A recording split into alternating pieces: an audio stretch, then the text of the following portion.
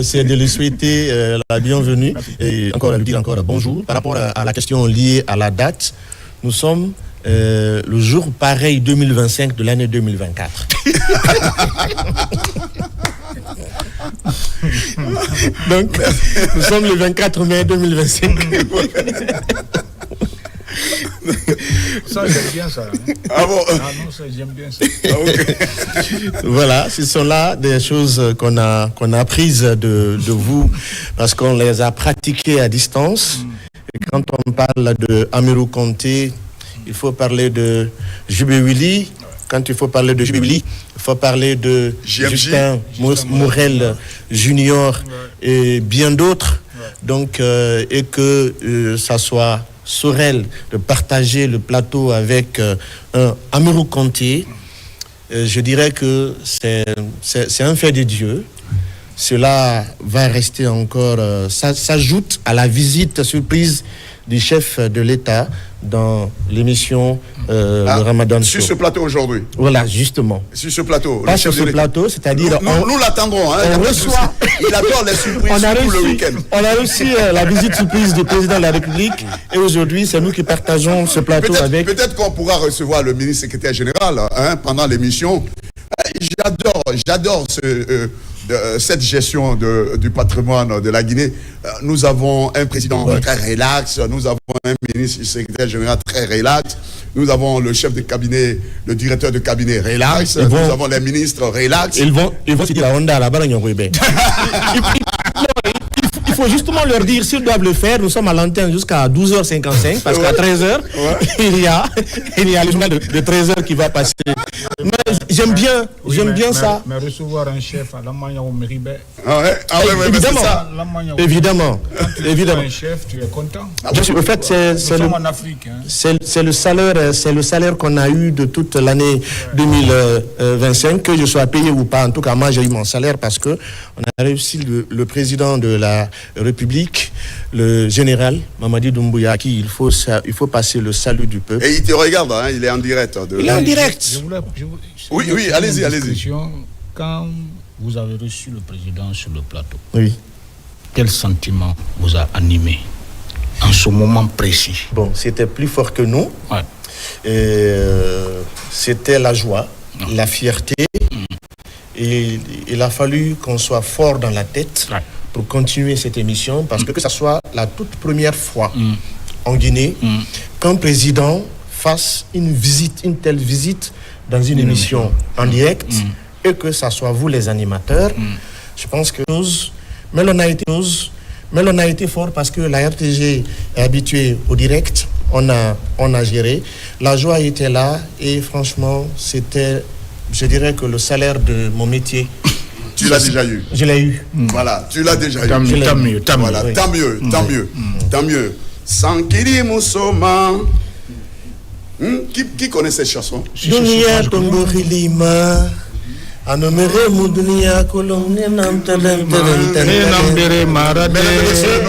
Nous sommes accompagnés de Sambali Diabaté depuis la nuit des temps. Il a fait ses années en Europe.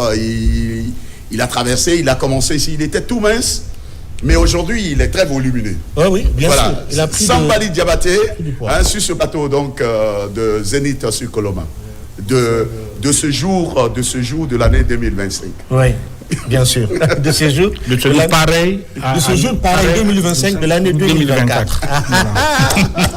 Sambali Diabaté accompagné donc de son manager qui sont sur ce plateau pour nous tenir compagnie pendant toute la durée de cette émission. Sambali, ça fait longtemps. Très longtemps. Parce que ça fait pas longtemps. Parce que vous étiez là. Voilà, son manager, présentez-vous. Elmas Zoudiabi, c'est son nom. Voilà. C'est l'ami des artistes. Ouais. Et Monsieur Diaby. Bon, mon frère, c'est bon, il a commencé déjà, ça fait plaisir. En tout cas, moi, je dis bonjour à tous les téléspectateurs de la maison mère. Ouais. Et je me sens bien parce que c'est à la maison qu'on a raison. Et ici, on est à la maison. Donc, on est là ce matin pour parler aussi de la culture, comme vous l'avez dit tout à l'heure à l'entame de cette émission. Avec Sambali Diabaté, la perle rare de la musique guinéenne, l'artiste au texte immortel. Son management. Et oui, il a commencé. Non, mais ça, c'est pas du management. Il est dans son rôle. Il a commencé. C'est l'artiste au texte immortel. Ouais. L'artiste au texte immortel. Comme vous l'avez dit, nous allons donc l'entendre tout à l'heure. Maintenant, s'il peut démarrer, donc avant de recevoir, avant d'écouter ou d'entretenir Monsieur le ministre, nous allons donc partir avec Sambali Diabaté. La voix de crooner qui nous a présenté l'album Courrier Postal, à travers lequel un morceau fétiche fut découvert et qui reste gravé dans l'histoire. Un titre culte, immortel. On va l'écouter. Nyalufola, Nyalufola, Gonyalufola, la Guinée, Kalou, Nyalufola. Nyifola, Mamadi Nyifola, Badenyala, Horoyala, Wonisingiala, Papa.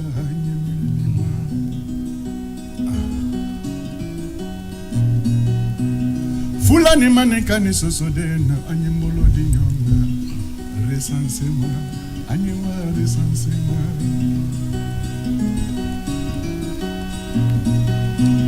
kisinu mberi sene sosodena anyembolo di nyonga resansema anyewa resansema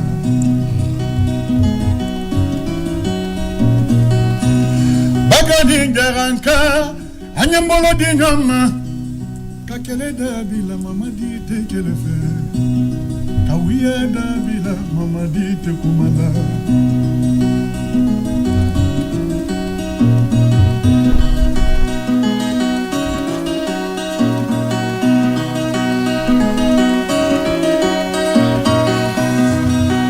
nyalufola la Guinée kalou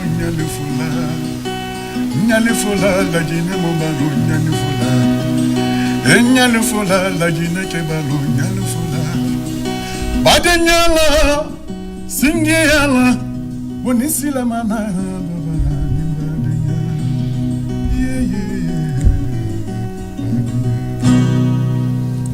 Bravo. Ah, il n'a pas perdu l'affaire. Non, l'affaire là est là. Ah, il n'a pas perdu l'affaire. Elle existe encore, elle est là. Et moi, je pense que le travail qui continue. le service qui est chargé du recensement doit prendre ce morceau-là et le diffuser partout. Bien sûr. Il est simple, il est intelligent, avec un texte vraiment simple, aéré, sans... Voilà, donc c'est vraiment bien. Félicitations. Oui.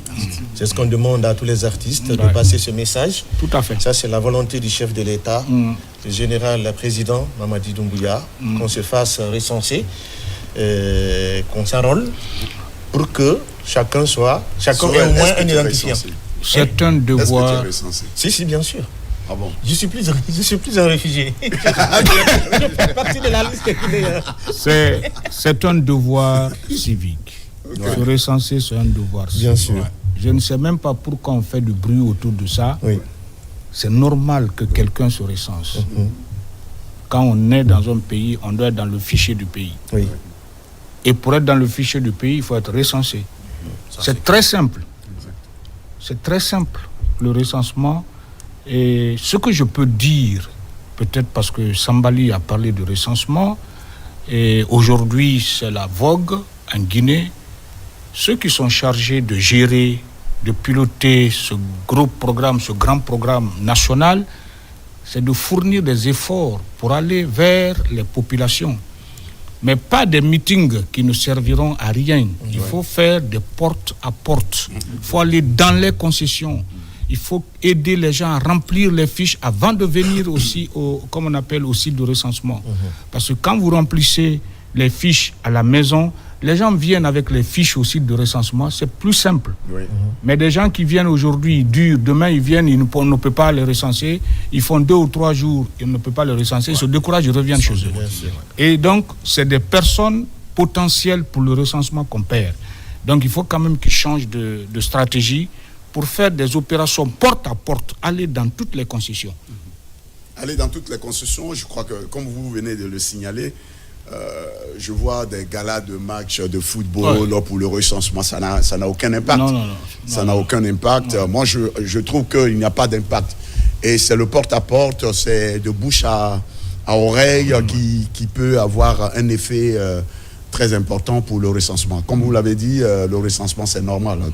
Tout un chacun devrait être dans le fichier. Pour celui qui veut être citoyen. Pour celui qui veut être citoyen. Ne pas être réfugié, comme Sorel l'a dit tout à l'heure. Voilà. Maintenant, nous allons parler du thème, le rôle du musée dans le développement de la culture guinéenne avec monsieur le directeur général, monsieur Amirou Conté.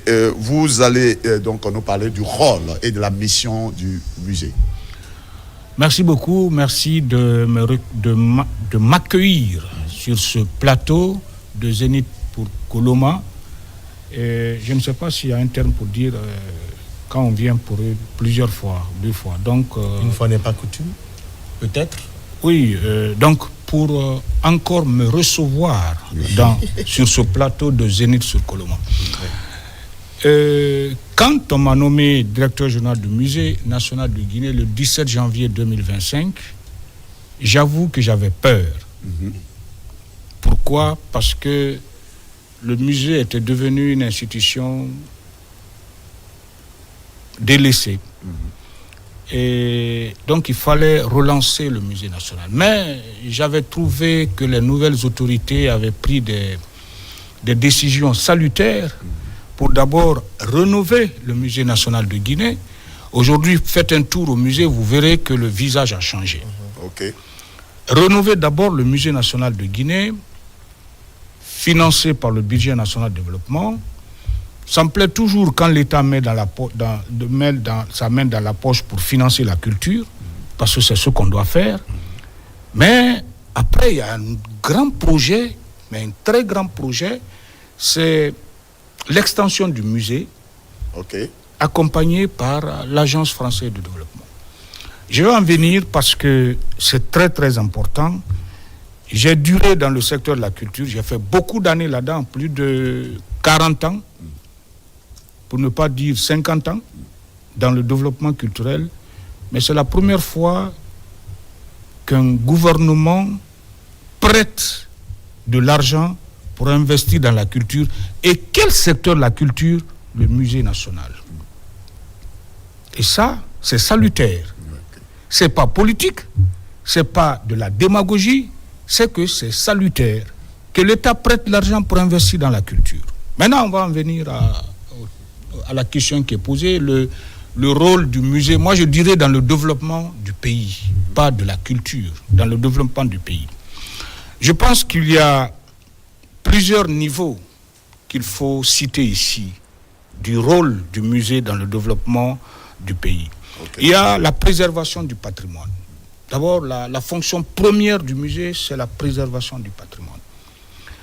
Et le musée conserve et met en valeur le patrimoine culturel, historique et artistique, ce qui contribue à renforcer l'identité nationale et la préservation de notre mémoire collective. Quand on dit musée, c'est que c'est des objets de notre patrimoine qui s'y trouvent là. Pas seulement exposés, mais qui sont là parce qu'au musée, il y a non seulement l'exposition, mais où nous avons des réserves, où nous avons des objets qui peuvent être exposés, mais comme ce n'est pas seulement l'exposition, la salle d'exposition qui existe ou les salles d'exposition au musée, nous avons une salle qu'on appelle les réserves. Donc on met des réserves, on met des objets dans les réserves, dans les conditions normales, pour que ces objets puissent être sauvegardés. Le deuxième niveau, c'est le rôle d'éducation et de sensibilisation.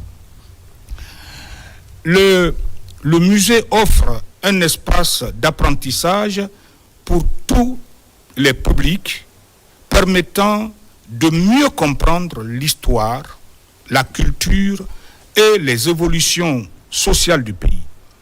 Cela contribue également à l'éducation civique et à la formation des citoyens. Les gens pensent que le musée, c'est garder les objets, tirer du patrimoine culturel, c'est exposer ces objets et c'est fini. Non. Le musée est un centre où on peut apprendre aux jeunes, même aux populations, l'histoire de notre pays. L'histoire de notre pays. Parce qu'un objet qui vient d'une communauté a une histoire. Bien entendu. Et cette histoire-là, il faut la mettre à la disposition des populations pour qu'elles comprennent que cet objet-là a une histoire et il vient d'une communauté qui a aussi une histoire. Qui a aussi une histoire. Donc il faut expliquer à ces populations que le musée n'est pas là simplement pour mettre des objets qui n'ont pas de valeur pour eux, parce que les objets, tous les objets qui Parce sont... que généralement, quand on dit, bon, nous, on va te mettre au musée, c'est comme que tu es dépassé. Tu es dépassé. Complètement, et c'est pas le cas, ce n'est pas vrai. Oui. Ce n'est pas vrai. Des objets qui sont là-bas là, sont représentatifs de notre patrimoine culturel. Et sur ce plan, on doit les respecter. On doit les respecter.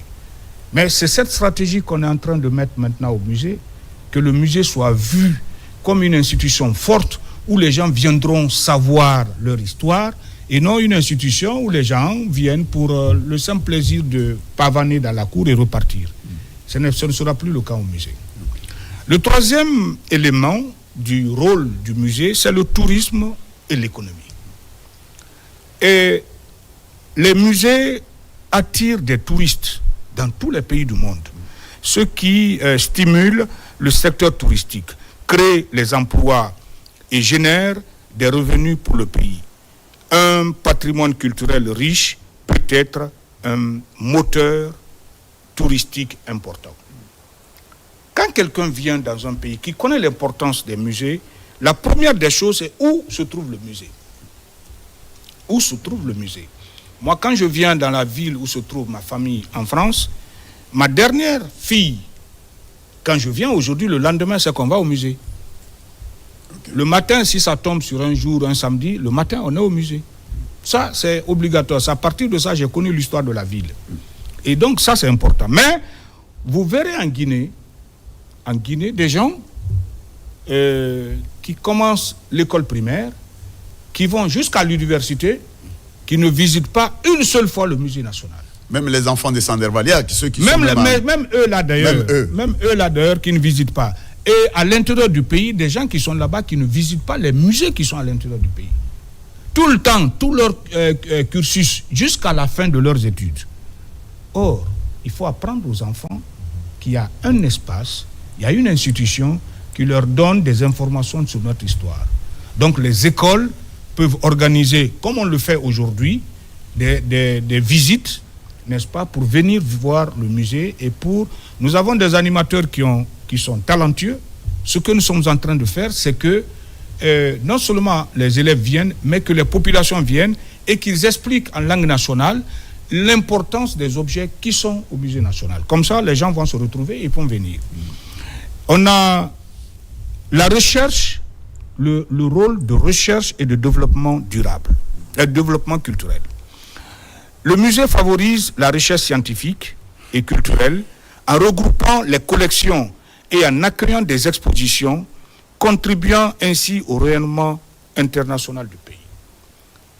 L'exposition est une des activités principales du musée. Exposition temporaire ou exposition permanente. Exposition temporaire 3 mois, 6 mois, exposition permanente 1 an, 2 ans et des fois là même 5 ans, comme une exposition qui est au musée qui a fait 15 ans. Ça, c'est des expositions permanentes. Et aujourd'hui, avec la rénovation du musée, nous avons 2 grandes salles d'exposition, une au rez-de-chaussée et une à l'étage, qui peuvent nous permettre de faire non seulement les expositions temporaires, mais aussi les expositions temporaires, les expositions permanentes à l'étage. Et c'est important. Le musée joue un rôle de recherche et de développement culturel que je viens de dire, et puis un rôle de cohésion sociale. En favorisant la diversité culturelle, les musées favorisent le dialogue interculturel et renforcent le sentiment d'appartenance à une communauté. Si vous venez au musée, vous êtes de la Guinée forestière, vous trouvez exposé là le Nyamou, et qu'on vous donne qu'on vous explique l'histoire de Nyamou, vous ne connaissez pas l'histoire de Nyamou. Au lieu d'aller jusqu'à Zéro-Corée pour demander, venez au musée, on vous explique. Au musée, on vous explique l'histoire du Nyamou. Et tout ce qu'il y a autour du Nyamou, n'est-ce pas? L'histoire de la forêt sacrée. Voilà. Du Genzé, ouais. L'histoire de, comme on appelle, du pont de Liane, oui. Comme on appelle en Haute-Guinée, et beaucoup d'autres choses. Donc, cela veut dire que le rôle du musée est important dans la vie d'un pays, non seulement dans la vie culturelle, mais dans la vie globalement d'un pays. Parce que le musée permet de connaître son histoire et de se reconnaître dans cette histoire-là. C'est pour cela qu'on a dit, avec l'extension du musée, une scénographie d'ensemble. Parce que l'extension du musée, c'est l'espace qui est contigu au musée là. Oui. Là où il y avait des immeubles qui ont été rasés. Et l'État a mis cet espace à la disposition du ministère de la Culture, du Tourisme et du Patrimoine pour l'extension du musée national. Okay. Il fait 3183 mètres carrés. Wow. Et super. L'autre côté, c'est 5000. Super. Et le musée national fera 8183 mètres carrés. Bravo. Bravo. En centre-ville. Wow. Et cela est important. Et je vous jure que le plan qui est fait par la coopération française, le plan qui est fait, le musée sera une vitrine dans notre pays et il sera une référence dans la sous-région dans le cadre des musées. Donc voilà ce que je pouvais dire sur le rôle des musées. Il y a un élément que vous avez touché tout à l'heure, c'est la connaissance de son histoire. Oui, ouais. Ou s'approprier de son histoire. Parce que, comme on le dit, il y a nous avons des personnes ici, ou des hauts cadres d'ailleurs, même ceux qui se disent hauts cadres aujourd'hui, ils ont des enfants nés à Conakry, mais qui n'ont jamais traversé, qui ne connaissent même pas leur village. Ouais. Donc, s'ils n'arrivent pas à connaître leur grand-mère, si la grand-mère ne vient pas à Conakry pour les visiter, ils ne sauront jamais. Donc ce n'est pas l'histoire de leur village qu'ils connaîtront, ou de la région qu'ils connaîtront. Et il serait très important pour que les gens arrivent à faire ce tourisme de musée les week-ends, qu'on ait le temps d'envoyer les enfants le week-end quand même au musée, quand même, Sorel. Bien sûr. Ouais. Bien. C'était aussi une partie de la question que j'allais poser. Et puis ce que je vais ajouter comme question, c'est de savoir, au-delà de ce qui est demandé par Alfred, c'est quoi ici la stratégie, peut-être que les autorités comptent mettre en place pour amener toute cette pratique dans les écoles, parce que si la culture se dit absente dans les écoles, je pense qu'on ne pourra jamais penser à visiter un musée, et pourtant, ceci est un impératif dans un système éducatif. Oui, et ça c'est vrai. Nous avons quand même décidé de rencontrer les 3 départements chargés de gérer l'enseignement dans notre pays, pour faire comprendre que l'histoire d'un pays ou la culture de la Guinée est importante, mais cela est important à partir de l'école primaire. Aujourd'hui, je ne sais pas si les enfants savent chanter. Je ne sais pas si les enfants savent réciter. Bien sûr. Je ne sais pas si les enfants savent dessiner. Je pense qu'il faut revenir à des fondamentaux. Nous, on est passé au moment où on étudiait, on chantait, c'était obligatoire de chanter. C'était obligatoire de dessiner, c'était obligatoire même de danser, même. Il y avait même des cours de danse qu'on nous donnait. Ça, c'est notre histoire. Aujourd'hui, cela se répercute sur la scène nationale où le Guinéen aime plus la musique les autres pays qu'à sa propre musique. La genèse. Vous trouverez qu'aujourd'hui, les jeunes, quand on fait, ou les artistes d'ailleurs dans leur ensemble, quand on met sabar, ils sont à l'aise de danser le sabar. Mais quand on leur dit de danser le dundumba, de danser le yankadi, de danser le mané, le toupsese ou le djagbe, ou même la mamaya, ils ne peuvent pas. Oui. Ils ne peuvent pas. Mais est-ce qu'en Côte d'Ivoire, on a appris aux enfants de danser le Dundumba? Non. Est-ce qu'au Sénégal, on a appris aux enfants de danser Mané? Non. C'est leur culture. Et une fois, je suis allé dans une boîte de nuit, je ne sais pas si c'était en Côte d'Ivoire. Dans cette boîte de nuit-là, je ne sais pas si c'est dans toutes les boîtes de nuit, mais cette boîte de nuit-là, c'est seulement la musique ivoirienne qu'on met. Il n'y a pas de salsa, il n'y a pas autre chose. Moi, comme j'aime la salsa, j'ai dit, mais attends, on est venu, moi, leur affaire là, je n'aime pas. Mais j'ai compris finalement que c'est la promotion de leur culture. Ils ont raison.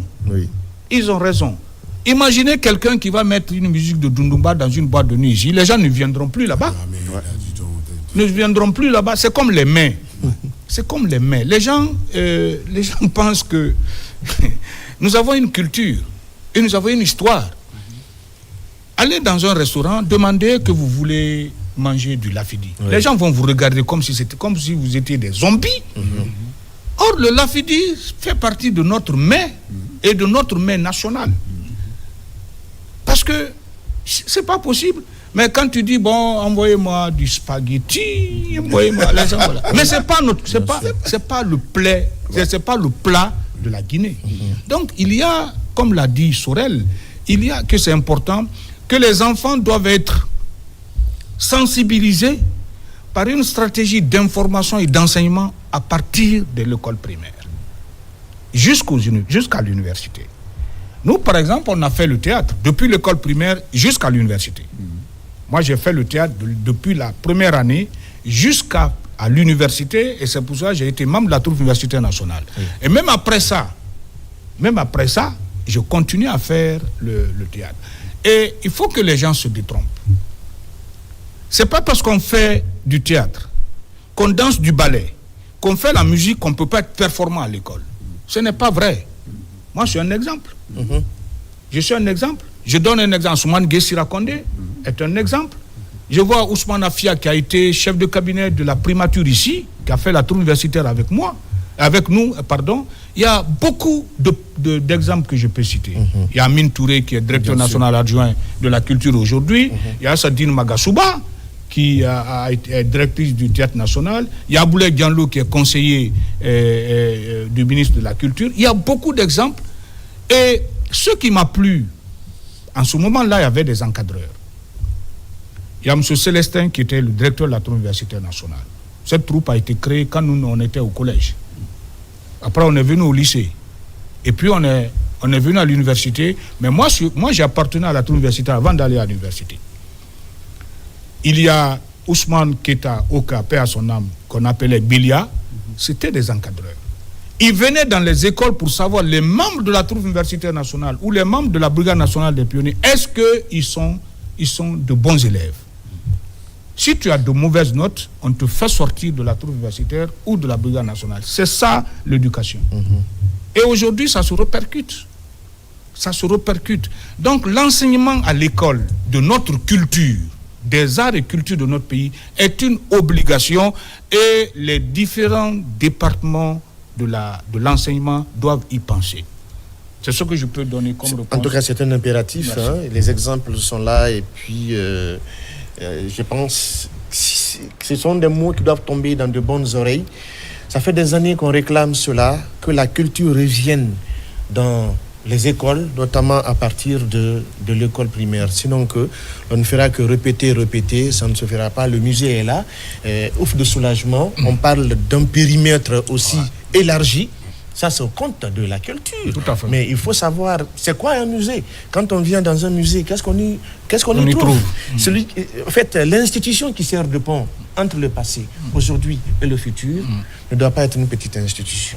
Donc, on doit l'apprendre à partir de l'école primaire. Un des éléments de stratégie au musée, après la rénovation, on ne peut pas faire toutes les écoles, mais on va prendre des écoles pilotes à Conakry. Peut-être un jour on va aller à l'intérieur pour leur expliquer l'importance du musée.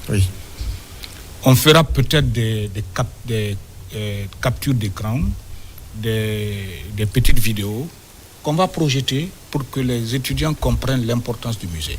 C'est vrai que quand on ne leur explique pas, parce que dans leur foyer, les gens ne savent, dans leur famille, les gens ne savent même pas l'importance du musée, mais si on va dans les écoles, on fait une conférence, on explique aux enfants, ils comprendront. L'enfant comprend très vite. Et puis on continue jusqu'aux universités, parce qu'il ne faut pas s'arrêter seulement au secondaire et au primaire, mais il faut aller à l'université pour leur expliquer. Et l'avant-hier, j'ai rencontré le ministre de l'Enseignement supérieur et au truc du CAMES. Il m'a dit, je vais rencontrer la direction du musée parce que je veux créer un musée de recherche au niveau du ministère de l'Enseignement supérieur. Ça, c'est une très bonne chose. Bien sûr. La création du musée n'est pas aussi réglementée. Et ça aussi, c'est un travail qu'on va faire. Il faut réglementer la création du musée. Comment on peut créer un musée? Qu'est-ce qu'il faut quand on demande à créer un musée? Tout le monde peut créer un musée. Oui. Tout le monde. Même dans ton village, tu peux créer un musée. Parce que toutes les communautés ont une histoire. Et toutes les communautés ont des objets qui viennent de ce patrimoine-là. Des fois, ils ont des objets chez eux qu'ils ne peuvent pas l'utiliser, ils ne savent même pas pourquoi c'est là-bas. Ils peuvent confier au musée. Comme Sourikanya Kouyatepe, à son âme, sa famille a confié son Goni au musée national. J'ai rencontré, son Goni au musée national. J'ai rencontré le jongleur guinéen Iya Traoré, à Abidjan, à l'occasion du FEMIA, qui a dit qu'il a 3 médailles qu'il veut remettre au musée. Mais qu'il voudrait que ça soit une cérémonie. J'ai dit, ça se fera. Quand on va finir la rénovation du musée, il va remettre les 3 médailles pour que les médailles soient au musée. Il y a un monsieur qui a fait le vélo de Bruxelles jusqu'à Conakry. Il a donné son vélo au président de la République. De Bruxelles à Conakry. À vélo. Il a donné au président de la République et le vélo au musée national. Donc cela veut dire que il y a une activité qu'on a au musée qui s'appelle des campagnes de collecte d'objets. Où vous avez des objets, vous donnez au musée. Où vous avez des objets, vous prêtez au musée. Où vous avez des objets, vous vendez au musée. C'est les 3 façons d'avoir des objets. Si vous vendez au musée... J'aimerais bien qu'on y retrouve le saxo de Maître Barry, feu Maître Barry. Oui, mais ça, on va faire une démarche vers sa famille. On a beaucoup d'autres choses. Oui. On a, par exemple... Même la première guitare de Sekou Diabaté Bembea, comme il est vivant. Oui. Voilà. Et puis, il y a les anciens présidents, parce que ça, c'est une idée qu'on a, les anciens présidents de la République de Guinée, leur habillement. Voilà, le mouchoir du président Ahmed Sékou Touré et son boubou blanc. Je crois qu'il doit avoir quelque chose là-bas. La tenue militaire du président Lansana Conté, une tenue de Dadis est vivant, une tenue de Sekouba, une tenue du professeur Alpha Condé et une tenue du président Mamadi Doumbouya. Qu'on va exposer au musée. Et puis, pour expliquer aux gens, voilà les présidents. L'idée m'est venue comment? Je suis allé au musée du Niger, mais là c'est un musée, c'est un grand musée, c'est sur des hectares, c'est un musée zoo. Non seulement il y a des objets, mais il y a aussi des animaux. Mais je suis rentré dans une salle où on a les costumes du Niger, de tout le Niger, des différentes ethnies du Niger. Mais au centre de la pièce, le premier boubou que le président nigérien a porté le jour de la proclamation de l'indépendance du Niger, je crois que c'était Amani Djouri. Le boubou là est là, avec le bonnet et les babouches. Le boubou est étalé avec une scénographie très jolie. Il est étalé à même le sol. Et ça m'a émerveillé. Et ça, il faut quand même qu'on sache que quand on est à une fonction supérieure de la nation, il y a des trucs qui appartiendront demain à la nation. À la nation, c'est important. À la nation. C'est comme le véhicule décapoté ou décapotable du président Ahmed Sékou Touré. Il paraît qu'il existe quelque part. Nous, on va faire des démarches pour l'avoir. Voilà. Pour l'avoir et mettre au musée. Et ça, c'est important. Des objets de valeur. De valeur. Le jour où, je ne sais pas si la Jeep de président Lansana Conté existe encore. Quand ils ont fait le coup d'État, la Jeep dans laquelle ils étaient, quand ils ont fait le tour et pour qu'ils soient acclamés. Voilà. Le véhicule, je ne sais pas si c'est un char ou un véhicule que Dadis a pris le président Dadis a pris pour aller en ville et qu'il soit acclamé. Si le truc est là, on voulait l'avoir pour le mettre au musée. Le jour où le président Mamadi Doumbouya a fait le coup d'État, il était dans un véhicule. On veut le véhicule. Donc on va poser le problème. Parce que c'est le musée. Donc voilà c'est l'histoire du pays en fait. C'est l'histoire de notre pays. Quel que soit ce que tu as fait. Si tu as été président de la Guinée, il y a des trucs que tu as eus qui appartiennent au pays. Il faut que les gens sachent ça se trouve où. Oui, effectivement. Voilà. Vous savez, quand je commence à parler, c'est compliqué. Oui. Pas mauvais aussi que Alfred offre une tenue de présentateur, peut-être que de sa toute première émission. Tout à fait. Bien, d'une émission qui lui tient vraiment à cœur. En tout cas, moi j'ai mon boubou. Il faut les garder. Moi j'ai mon boubou, le bleu ciel avec bonnet bleu et que je compte offrir au musée parce que c'est la tenue. Par exemple, quand le président est venu, je le savais. C'est important. C'est important. Non, c'est important. Voilà. Par exemple, quand je dis aux gens que vacances loisirs, j'ai démarré vacances loisirs en 92. Ouais. 92. Ça fait combien d'années aujourd'hui? Donc ça fait date. Et aujourd'hui, ces mêmes émissions existent. Et continuent d'exister. Bien sûr. Et il y a des gens, quand ils te rencontrent, ils disent tonton petit déjeuner. Ah bon? Tonton petit déjeuner. Non, tu m'en fais danser. Effectivement. Tu m'en fais danser. Et ça fait plaisir. Mais on ne peut pas retrouver ça quelque part. Je crois que c'est une... Même du numérique, des vidéos. Ce que je peux dire à Mandema ça, et à vous tous, c'est que le musée est dans une nouvelle phase. D'accord. On me connaît que moi je suis un révolutionnaire.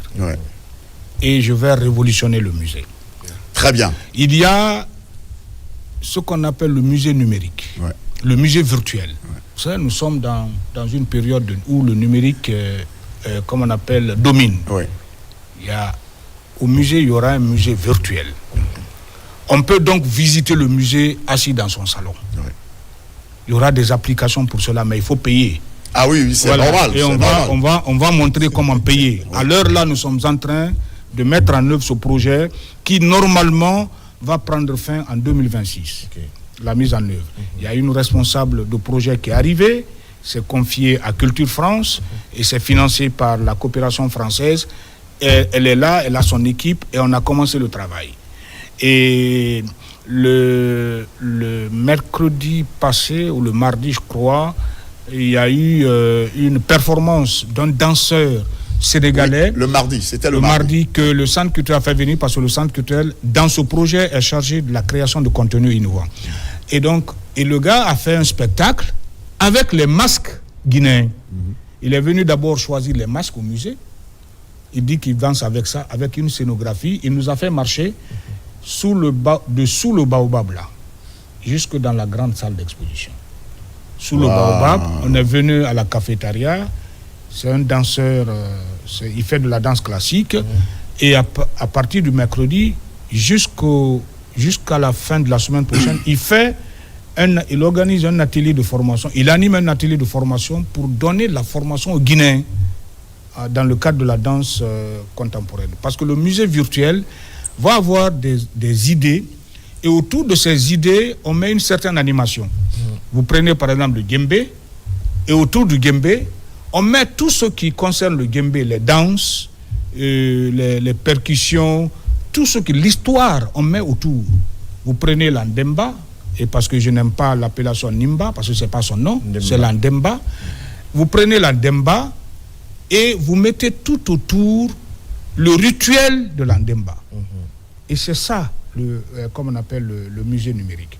Et ça va donner, pendant que tu es assis tranquillement dans ton salon, mais après avoir payé, tu regardes le musée, tu visites le musée dans ton salon. Ah, et les gars, ils s'arrogent le droit de payer des Non, il faut payer. Se connecter, donc, Alfred, je reviens un peu. Et quand il a dit qu'aujourd'hui, dans les écoles, on ne chante pas, et ça nous a rappelé une chanson tout de suite qui est venue.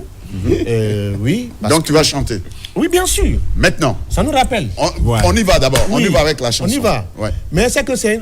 Bon, quand on était tout petit, nous, on avait une façon de le faire. Oui, vas-y. Je vais commencer par la façon. Oui. On dit, le coq chantait le jour pareil, femme de l'ébout et du courage. Pilon, pom, pom, pilon, pom, pilon, gaiement. Nous, femmes de l'ébout, donc c'était une façon de Bon, non, les chansons, quand il était 10 heures, là, pour déranger le monsieur, on chante.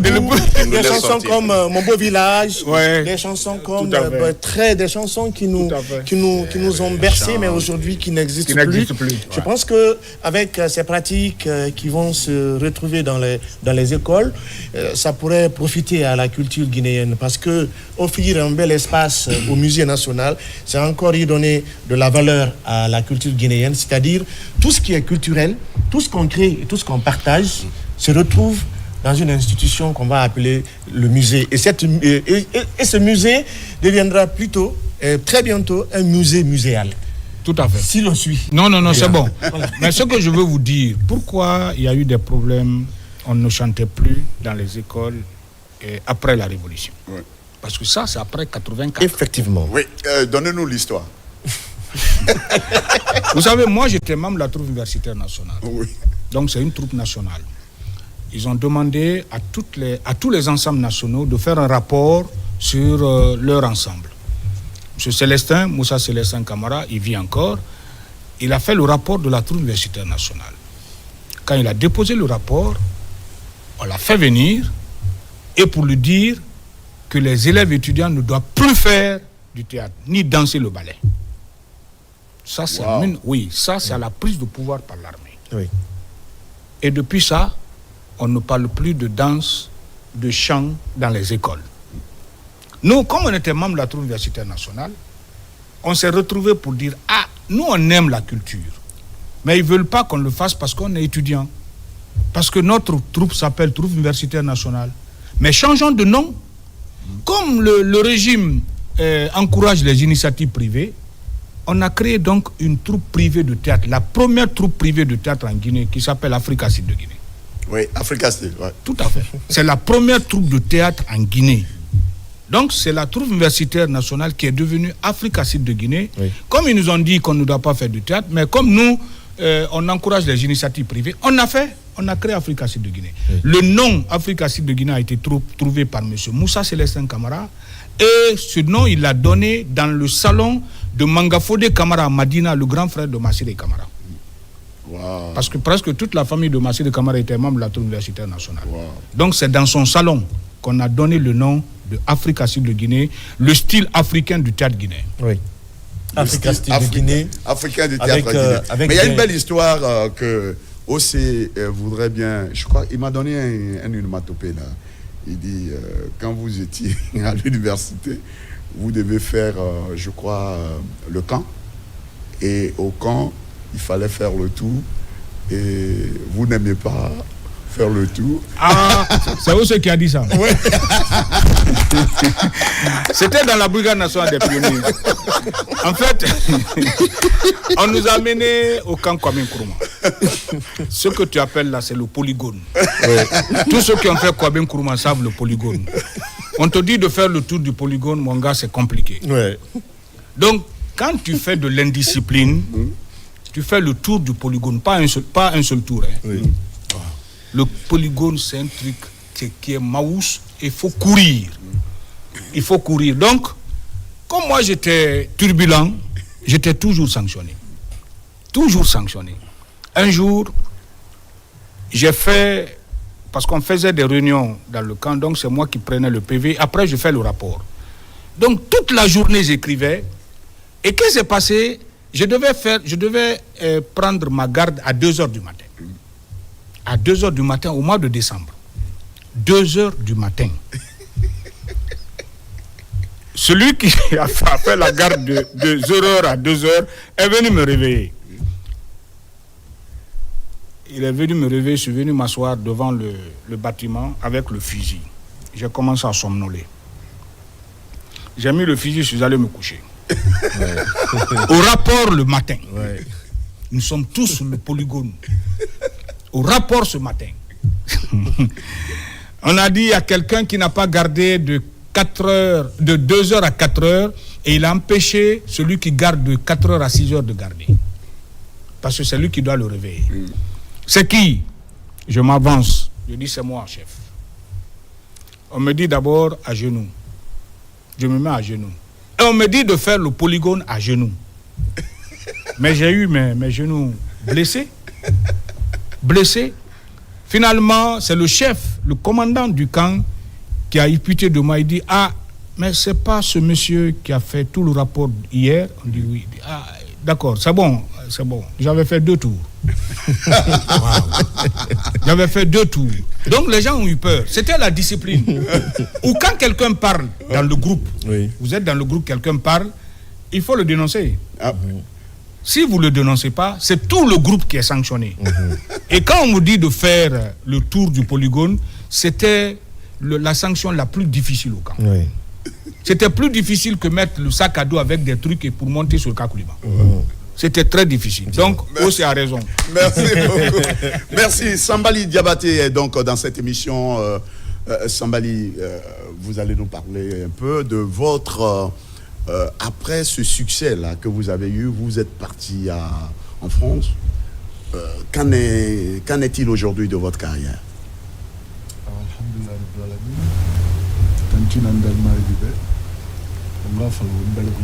Oui, vas-y. C'est important. C'est important. Mais d'ailleurs, il a foulon.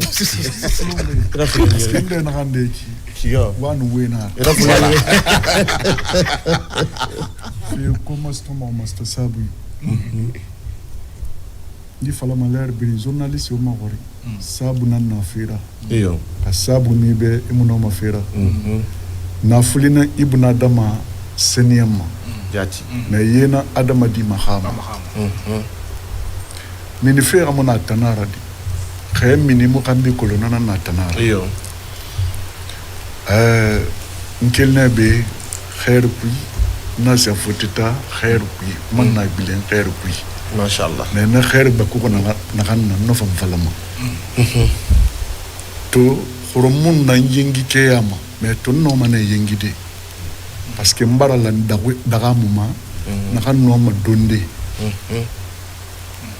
ya do anyo iman bile ya do ke fata kana na mamadi do yara. Merci beaucoup. Merci. Oui.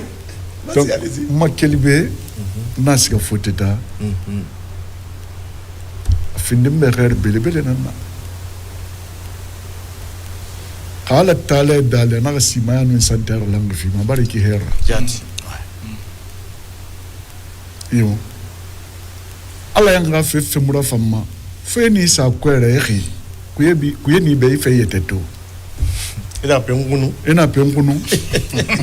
khair mudangara bisi khair mara Feu. e kha dunia nan na dangi mebe Jati. mais ni sa kwere na akili fala alhamdulillah rabbil alamin donc no si maya barangane to hambara lang dumbu ya temuma ana na hankui ala ga sarifi Amin. amiri wala fayira ba kay muna tantude atantura bilal talama no ga finan kilirmeni mfafa quel fait foteta hambe na falebe muno malada Jati. mi ga manya ga me binan Rio. dumbu ya ga so be bara mutan gunna kili yo aria mabri afonike ya mabri agine ya mabri bara birin gunna kili mangena ite maguru forebe e ga dawle nan tima depuis alhanda ma si feto Abadan. na magina ma konko na wongai aminde na lagine nan sena na wongai biram fora wongai Dakamuina. mo tambara sito na kan dagamira Jati. mo fata man na kan donde mo fata nahan no la Guinée kanide akina keyara muyati mara kalabante mara yete magore nara amuna nafigia amu wayamma ahumma asobe bin walinanna abar no mase mobe abara fafe kala le di ala ka continuer na kana bayama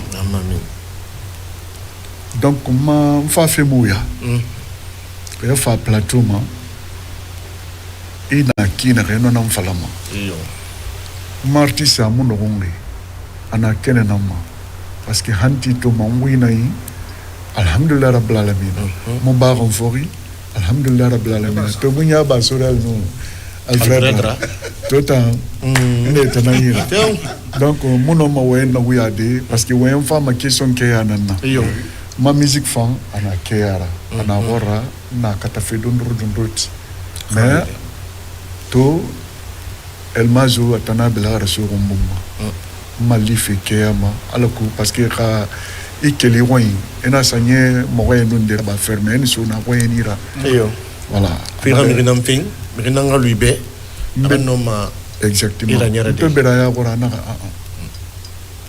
mirila na bela rasul tambumma parce que ka na muiba amuba rinira donc no fait que ntofa ma concert singela ma musique singela ndema président Namatoko.